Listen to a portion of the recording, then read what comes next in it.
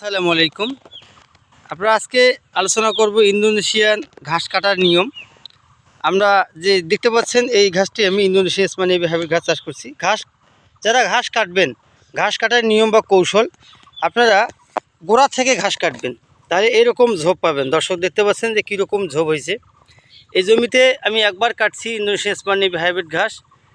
কিছু কাটিং আমার রয়েছে, এই কাটিংগুলো বিক্রি করব। দর্শক দেখেন যে কীরকম গজা বাইর হয়েছে। এবং এই জমিতে আমি সেচ দিয়ে দিচ্ছি, মোটামুটি আজকে পানি দিচ্ছি, একটু সার দানাদার সার প্রয়োগ করব।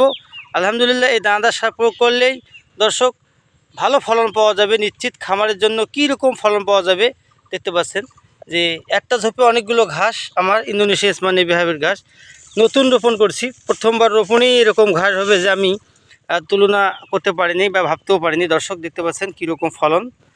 এই ঘাসটি দ্রুত ফলনশীল, শীতকাল, তারপরেও দেখেন যে কীরকম একটা ঝোপের মধ্যে হয়েছে ঘাস। দর্শক দেখতে পাচ্ছেন একটা ঝোপে অনেকগুলো ঘাস। একটা ঝোপ আপনারা কাটলেই একটা ছাগলের সারাদিনের জন্য খাদ্য হয়ে যাবে। দর্শক যারা এই ইন্দোনেশিয়া স্মানি হাইব্রিড ঘাসের কাটিং সংগ্রহ করতে চান, আমার স্ক্রিনে দেখা নাম্বারে যোগাযোগ করবেন। পরিপক্ক এবং ভালো মানের কাটিং আছে। এই কাটিংগুলো আমরা কুরিয়ার সার্ভিসের মাধ্যমে সারা বাংলাদেশ ডেলিভারি দিয়ে থাকি। যদি ভিডিওটি ভালো লাগে লাইক কমেন্ট শেয়ার করবেন, চ্যানেলটি সাবস্ক্রাইব করে দর্শক পাশেই থাকবেন। ধন্যবাদ।